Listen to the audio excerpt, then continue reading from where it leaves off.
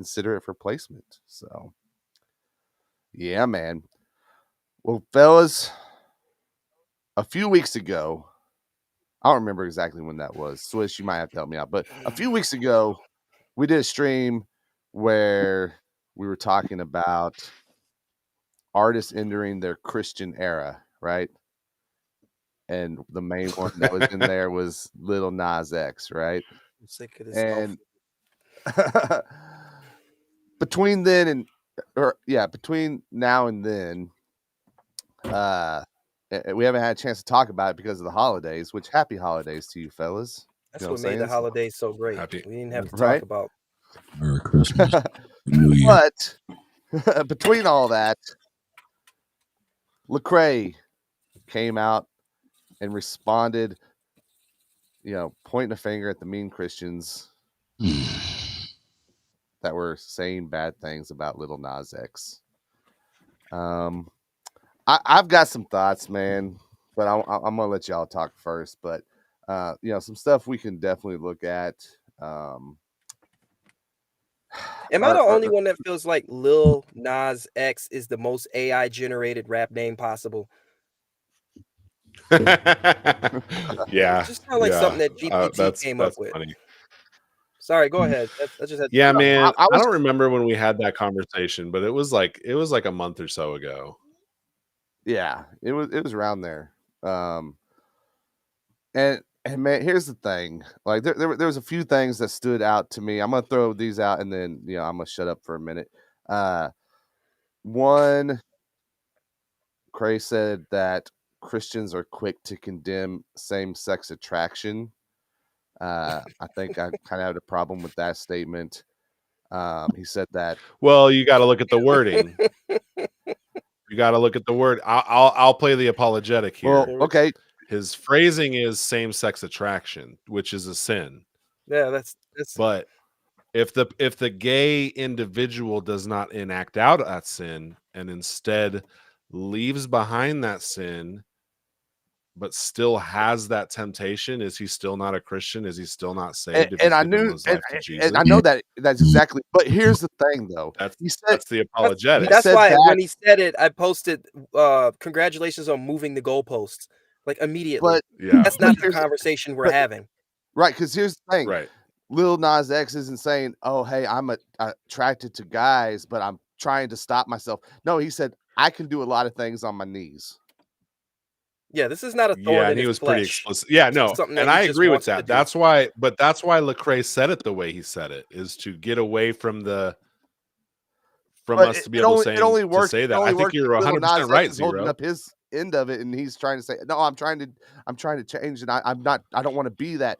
He's saying, "No, I'm gonna do that, and I'm gonna make and this." Yeah. Like Lecrae is Snopes right now. Another statement here is that Christians are not upset about Lil Nas X being a homosexual. They're upset about his lifestyle choices, the same way they're upset about lifestyle choices of rappers in general.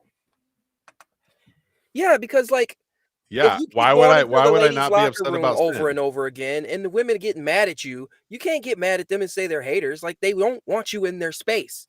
And it's the same situation. Like, we just don't want that in our space. Like, why don't you get it? Yeah.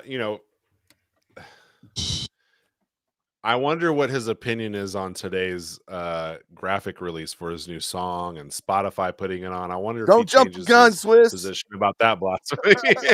But I mean, come on, Lecrae takes terrible, like, middle lane takes. I get what his intention is, but I think that he can't back those statements morally or biblically, only to the point of like Jesus sat with the sinners. I'm like, yeah, I agree.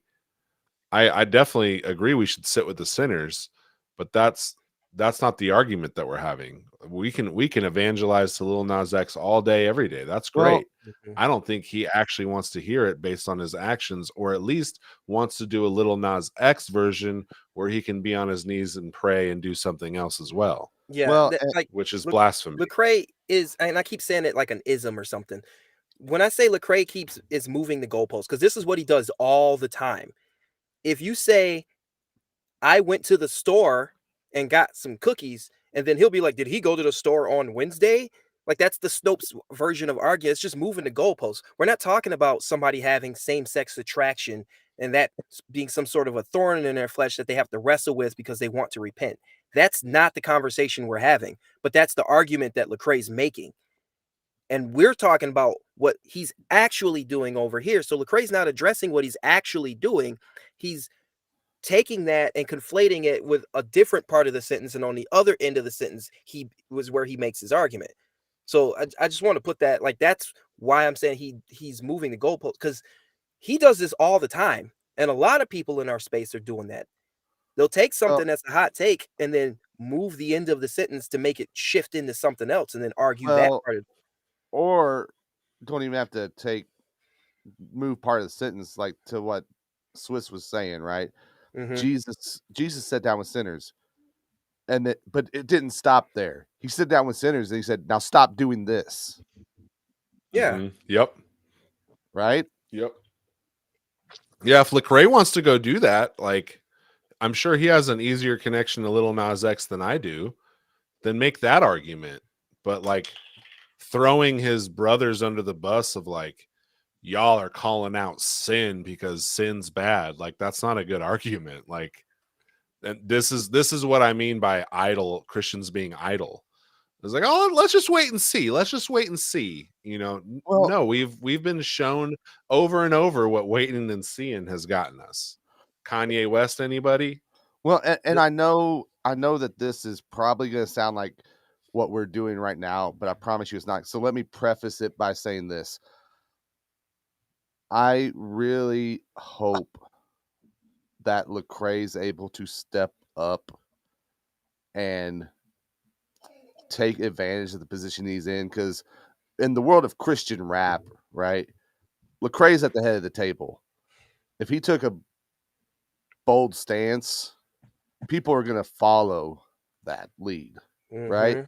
And that's my hope for him. I'm like, dude, you've been put in such an amazing position to have a huge impact. Please, let's see that happen. But then oftentimes, more than not, things are said and I feel a little let down, right? Because like later in his comments, you know, he said, hey, Lil Nas X, I'm sure I don't know you, but I'm assuming, can you imagine how Christians have treated this guy historically? You don't know how he's been treated historically, right? And look at you don't know him. Every time you criticize, he goes immediately to, you don't know me, or you should have talked to me directly. But then when he's doing it, then he gets to pull the I don't know you, but I can assume card. Well, and not only that, that's why we get angry. We want him to just step up and be consistent. But I'm going to go and I'm going to scold these Christians and let you make a mockery of the faith. And it's okay because, yo, dog, you're a sinner. So we can't get mad about that. Sinner sin. Yeah, and if you offend Lil Nas X, you're going to offend all of his fan base, and we can't have that. So to that point, so I'm going to chime in, and I'm not quiet because I agree with anything that's been done from this article standpoint. But this is a lot, and unfortunately, a la Lecrae. And I just want to make sure that everybody understands, like, we're not dumping on him and we're not talking about him. We're talking about what was done in this particular article and what's been done. So I want to make sure that that's clear because there is difference between that.